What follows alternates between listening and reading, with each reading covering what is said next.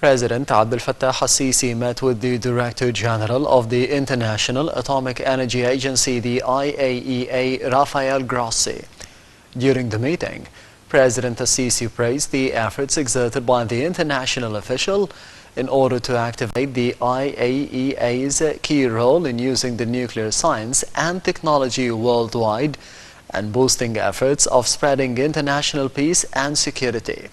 The head of state pointed out that Egypt seeks to benefit from the peaceful uses of the atomic energy in the development process through establishing the Daba nuclear station, through benefiting from the IAEA's experience in applying the highest international standards in the field of nuclear safety measures. For his part, the Director General of the IAEA hailed the Egyptian pivotal contributions at the regional and the international levels in the field of non-proliferation of the nuclear weapons and the peaceful uses of the atomic energy. Grossi stressed the international agency's support for Daba nuclear station project.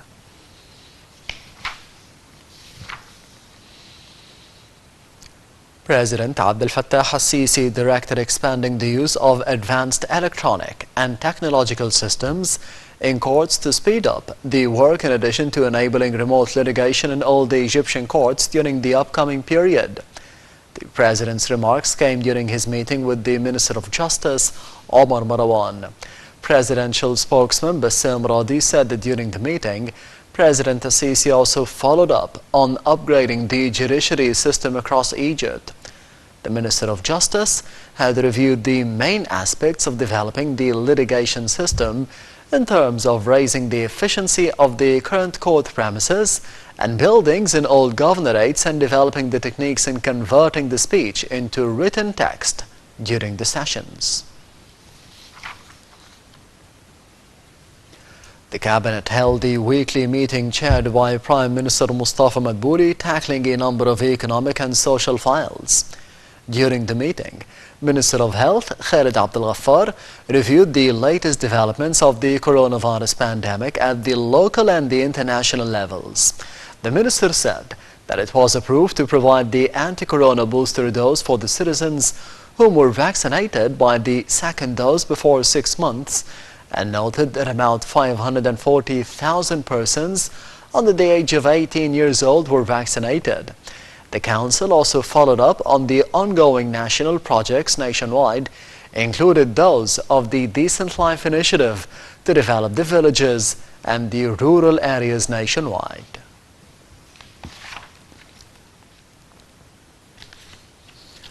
Foreign Minister Samah Shukri held a joint press conference with the Saudi counterpart, Prince Faisal bin Farhan. Shukri reiterated that Egypt and Saudi Arabia are bound by these strong ties, affirming that both countries share similar visions on different regional issues, especially combating terrorism. For his part, Prince Faisal expressed appreciation for the Egyptian support for the kingdom's security and stability against the external threats. He emphasized the country's backing for Egypt and Sudan in preserving the water rights.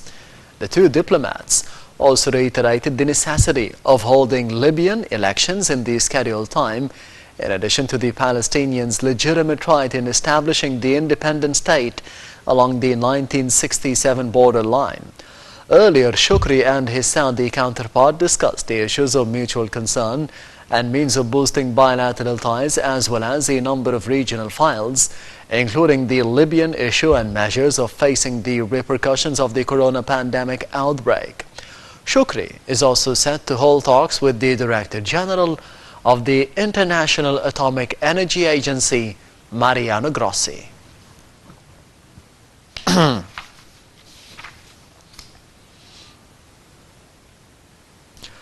Upon the directives of President Abdel Fattah AlSissi, the armed forces organized a visit for the people with special needs to the military college.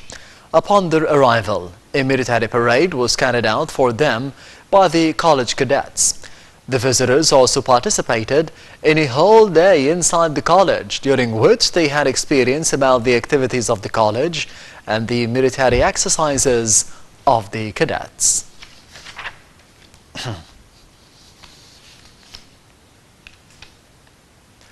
The ninth conference of the state parties to the United Nations Convention Against Corruption continued the activities in the Red Sea resort of Sharm el-Sheikh. Dubbed Towards a World Without Corruption, the gathering set out an international agenda for fighting corruption over the upcoming years and a plan for the post-pandemic recovery. The conference is considered an international testament of the Egyptian successful role in tackling a number of files through an adoption of a rapprochement of viewpoints and the consolidation of the ethical values.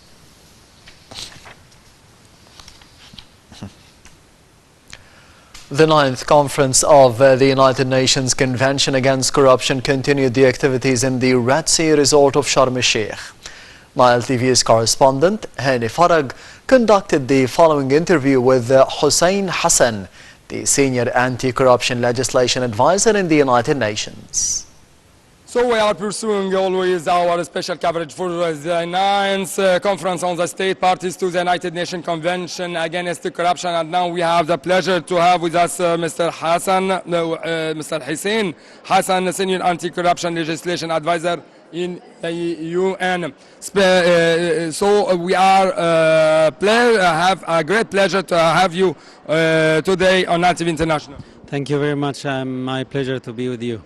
Mr. Hassan, if you can speak more about the modernization of the legislation via this convention. Thank you very much for having me. Happy to be with you.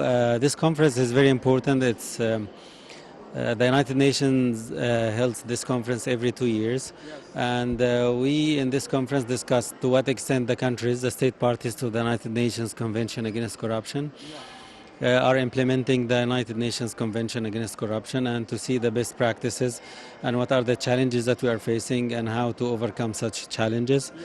And so what about your provisions about the resolution to be adopted in the final session? yeah, actually every 2 years there is a number of resolutions and decisions to be adopted. Those resolutions and decisions are focused mainly on how to improve the implementation of UNCAC.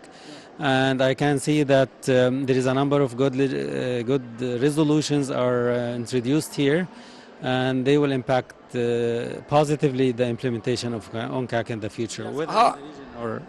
How do you evaluate the effort exerted by Egyptians on the level of fighting against corruption? Let me first congratulate the Egyptian government for organizing this conference. Everyone is speaking positively about the level of organization. It's really very good, and we are all proud about the level of organization of this conference. But also the experience of the Egyptian government in combating corruption over the last years is very good.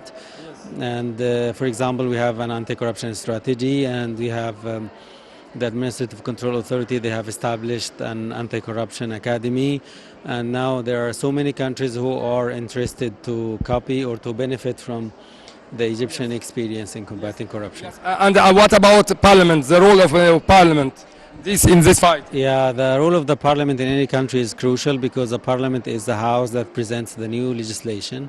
And the role of the Parliament is really important to introduce new anti-corruption legislation, to review the current anti-corruption legislation. So they play a very crucial role in this area. Mr. Hassan, Mr. Hussein, thanks a lot for this interview. Thank you so much. Happy to be with you. Thank you.